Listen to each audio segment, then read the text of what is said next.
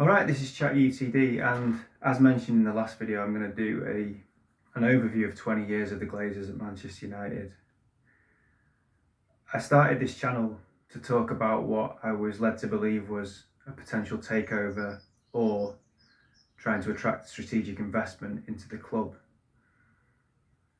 Neither of those two things happened.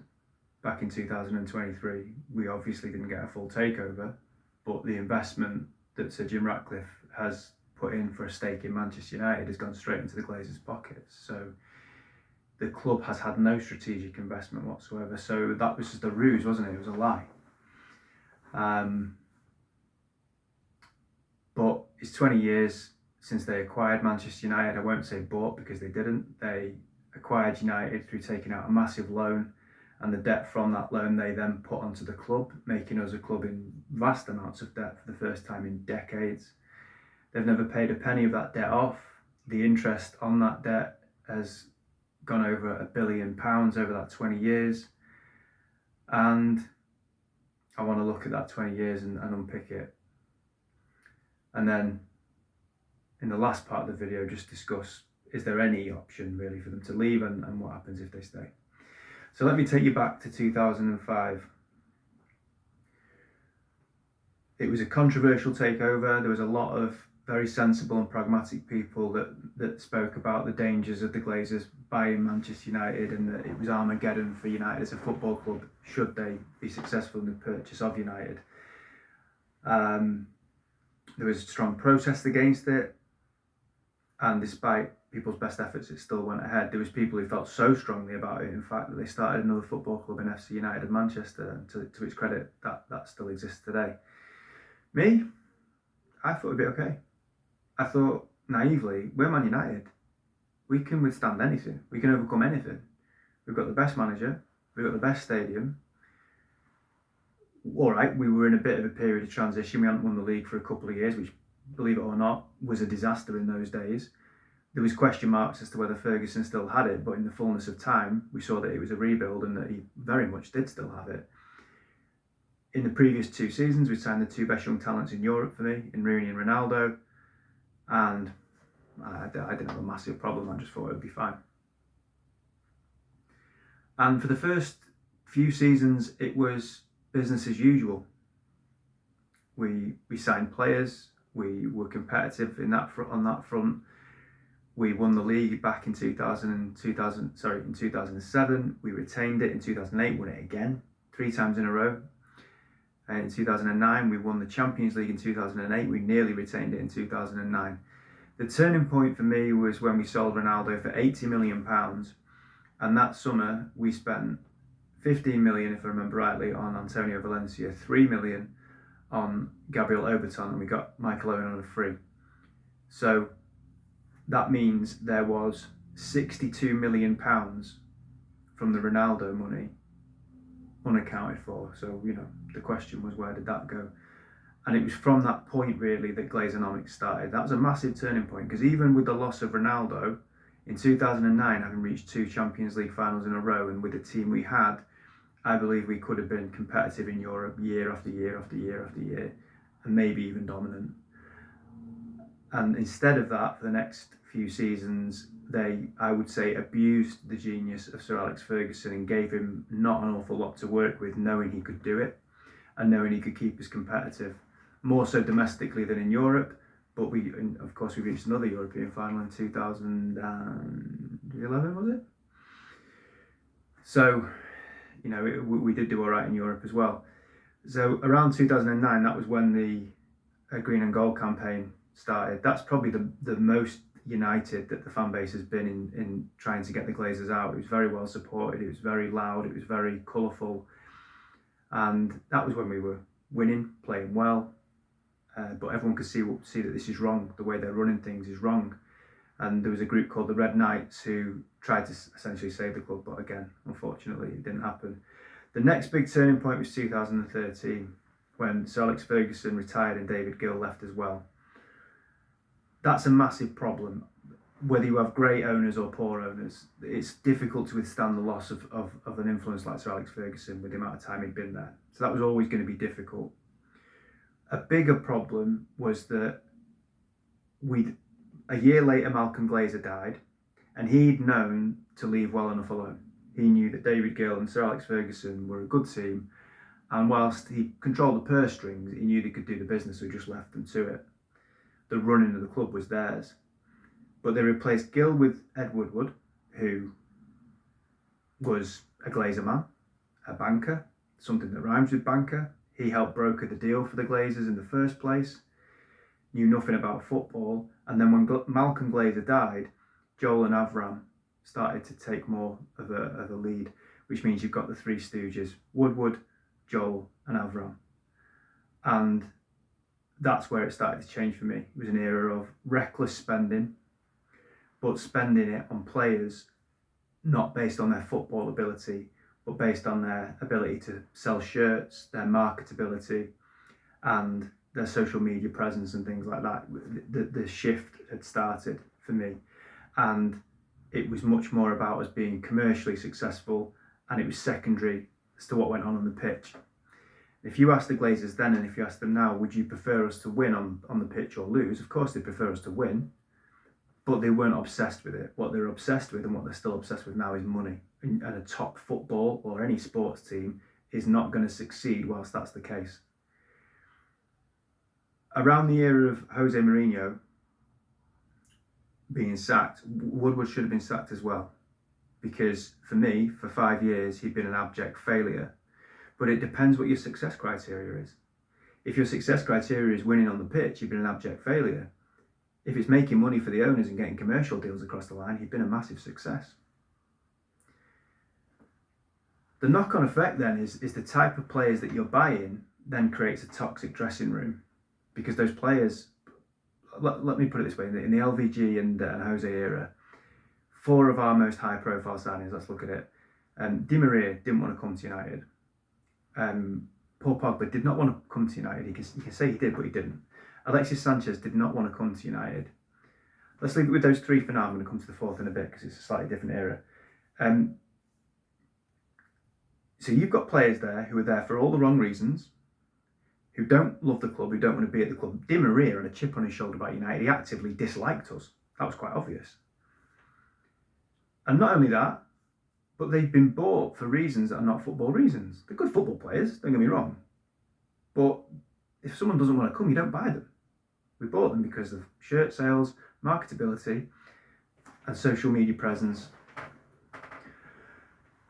What then starts to happen is young, impressionable characters in the dressing room, like at the time Marcus Rashford, start to see, well, the players that are getting the big bucks aren't really asked about being here.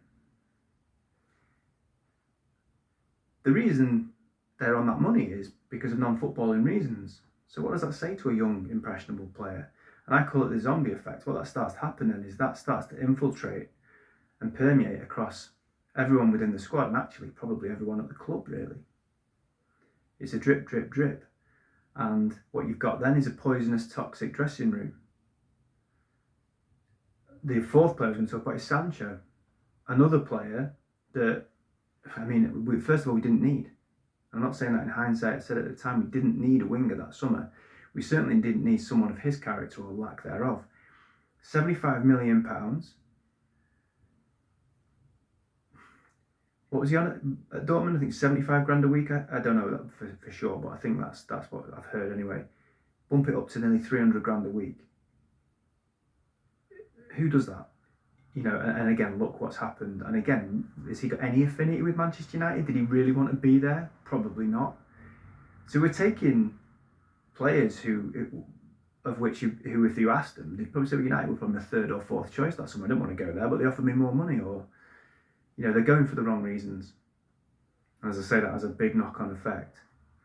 And it's continued to this day, and the decision to give Rashford 300 grand a week, I maintain, is one of the worst decisions in Manchester United's recent history.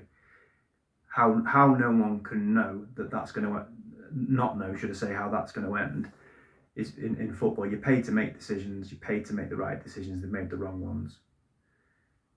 So, but it goes back to your success criteria, doesn't it, I suppose?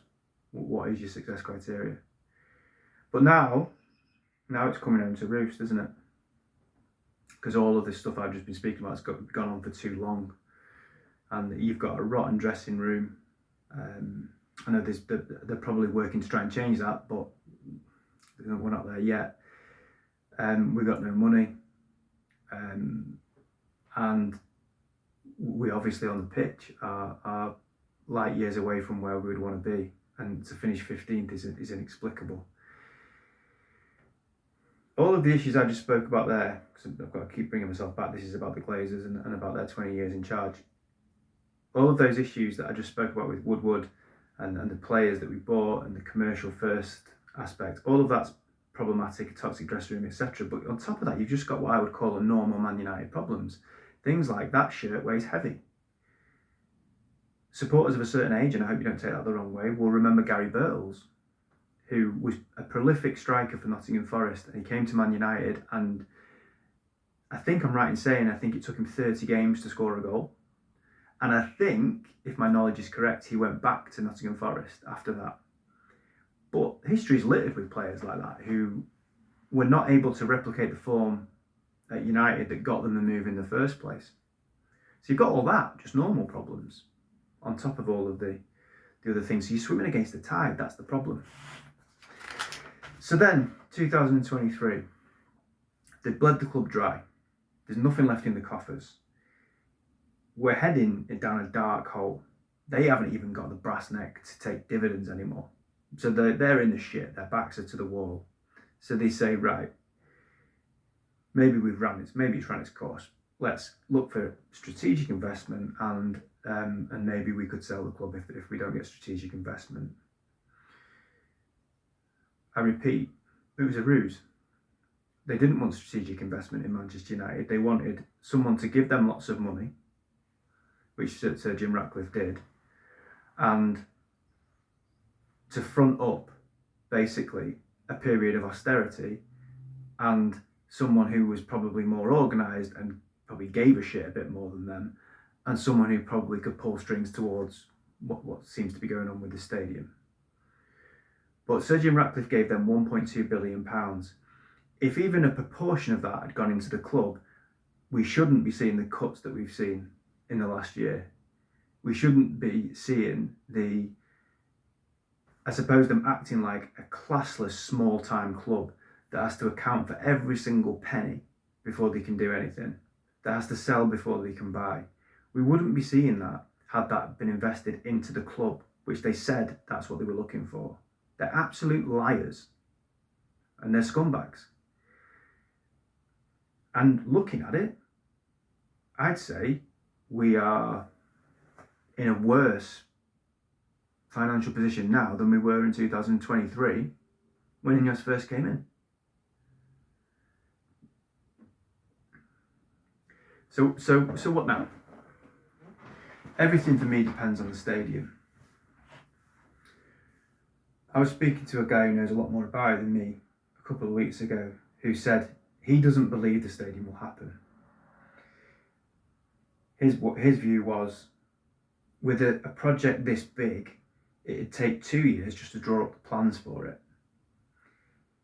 His contacts had sort of said that when they put the images out of the stadium and they put a famous architect's name to it, was it Lord Foster or something like that, what they were hoping for was big companies would come and almost tout for that business, and that hasn't happened.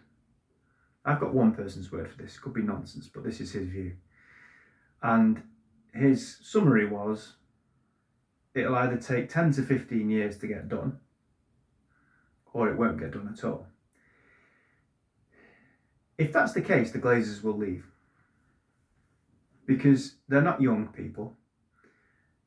They're not going to wait 10 to 15 years for the stadium to be done so they can start raking money in from it. They're not making any money out of United right now. We're a very commercially valuable football club, but they're not making money out of it now.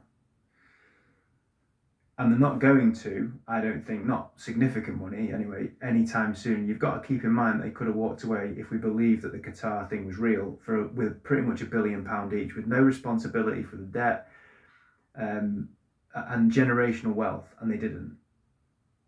So they've got to be hanging on for something, but they're not going to hang around for 15 years. we could make significant improvements on the pitch. We could finish 7 or 8 places higher than what we finished last season. It'd still only be 8th or 7th. That's not going to give them the riches they want to be able to start taking dividends out, stuff like that. So on the pitch, we're not going to get them money. It's all on the stadium for me. The stadium doubles the value of the club, and I read an article recently again, in the same sort of time frame that I spoke to the guy that I'm referencing here. I read an article saying that the club, Qatar 92 Foundation is still interested in the club, but the Glazers wouldn't sell while the prospect of the stadium is there, because the stadium doubles the value of the club. The stadium makes it probably 10-11 billion pounds in value, and they would either stay and enjoy the first part of the riches of that and then cash in for a much bigger price, or they just stay and continue to take the riches of that. Because, as I've said here, if we do the stadium anytime soon, they'll charge at least £100 a ticket, and I'm sure they'll be making money from pockets of that regeneration project, land that United owns as well. So they'll make a lot of money from it, won't they? But if the stadium happen, the club already has decreased in value in the last year. The share prices went down over the last year. So it's all on the stadium as far as I'm concerned. It's that if the stadium happens within the next 5 to 10 years, I think they'll stay, and I think we'll be stuck with them. If it doesn't happen, or it's not going to happen for a long time, then I think they'll go. This independent regulator, I mentioned them before, is massively important. How much power do they have? Because if they have the power to say a significant percentage of your match day revenue, or your revenue as a club in general, has to be seen to be going back into the club, as in squad development, infrastructure, etc., then again, I think the Glazers and Jim Ratcliffe could piss off, because they're interested in making money for themselves, particularly the Glazers. But if that regulator doesn't have that power to do that, then I don't know. I think especially if the stadium happens, I think we're struggling. I'll go back to what I've said many times before. This club needed a full takeover. It goes above anything else. It supersedes anything else. What we've got now was never and is never going to work, because there's too many factors against it. We're swimming against the tide in too many ways, and I don't think Ineos are that good anyway. And as I said, they could have walked away with £1 billion each. So it's concerning when you think of that, about they could have walked away with £1 billion each, because you do wonder, maybe there is a surefire thing in the distance that gives them the money that they want, because that's undoubtedly what they're here for. I have to bring it to the fans, and I've put a link in the description of a video I did. It was probably about my 6th or 7th video in August of 2023, when I started the channel in July 2023. I suppose I feel the need to justify this a little bit. I don't want it to seem like I'm piggybacking on someone else's idea, because I know others have said it since, but I said back in August 2023, the Glazers would have not lasted at Liverpool for more than 5 years, because their fans would not have put up with it. And our fans have played a part in this. Our fans have been too apathetic towards it, and they've not been militant enough. And when you consider the damage that the Glazers have done to our club, I find it maddening that the fans haven't done more. We've got a massive fan base, and I know that means it's difficult to bring everybody together, but if you could mobilise even a decent proportion of our fan base, they could do so much more. I don't know what that looks like. I'm not the catalyst of it. I'm not professing to be, but we could have done a lot more than what we've done. And we've been doormats, and we've allowed it to happen. On Sir Jim Ratcliffe, because obviously he's part of it all now, I find it quite funny that he seems affronted that United fans are angry with him. His attitude is one of, I don't know what you're moaning about. I've dragged you out of the shit. You'd be bankrupt if it wasn't for me. It's like, well, yeah, well, first of all, I don't think that's true, because there was other people that would have come in and either given a minority investment or would have bought the whole club. The reason we're annoyed with you, mate, is that you have given the Glazers, not the club, you've given the Glazers £1.2 billion, knowing full well they're going to pocket all of it when the club so desperately needs it. And then you fronted up and played bad cop for them and absolutely ripped apart the values of the club that are sacred. Connections, relationships, the foundations of the football club. And you ripped it to pieces in the name of cost cutting, which wouldn't have to be done had you not have given them £1.2 billion if you'd have insisted it went in the club or walked away. That's why you're not popular, mate. This is a vanity project for him. But what is there to be vain about? We just finished 15th. We're a laughing stock. He's not getting any younger, by the way. As if you didn't know. So if the fans are more militant, again, I'm not sure exactly what that looks like, but if they are, he apparently said if the fans treat him like they treated the Glazers, he'd walk away. Well, what I think would happen is the owners would be forced to change their behaviour for the better, or they'd walk away. And either of those two things are a preferable option to what's going on right now. I take it back to the reason I started this channel was to talk about the Glazers leaving, because it's the be all and end all of this football club. And I hope people that watch regularly know that I always bring pretty much any topical chat back to the root cause. The root cause is always the Glazers, and I will always do that while I'm doing these videos, because it's the reason I started the channel, and it's more important than anything else. Since Munich, they're the worst thing that's ever happened to this football club. And the day they leave will be the best day probably since the treble. This club has recovered from nearly going bankrupt way back when, from having our stadium bombed in the war and having to share with Man City, from Munich, where 8 players died. The team's been decimated. The manager nearly passes away and the club nearly folds, and we recover from it. We recovered from the post-Busby era. We recovered from being relegated, and we recovered from 26 years of not winning a top flight title. The difference being then that people like James Gibson rescued the club. People like Jimmy Murphy and Sir Matt Busby were able to rebuild it after Munich. Doherty rebuilt it to some degree after the relegation, and Ferguson obviously did what he did. We can't rely on people like that anymore, because those people, those type of people who can have that influence, don't exist.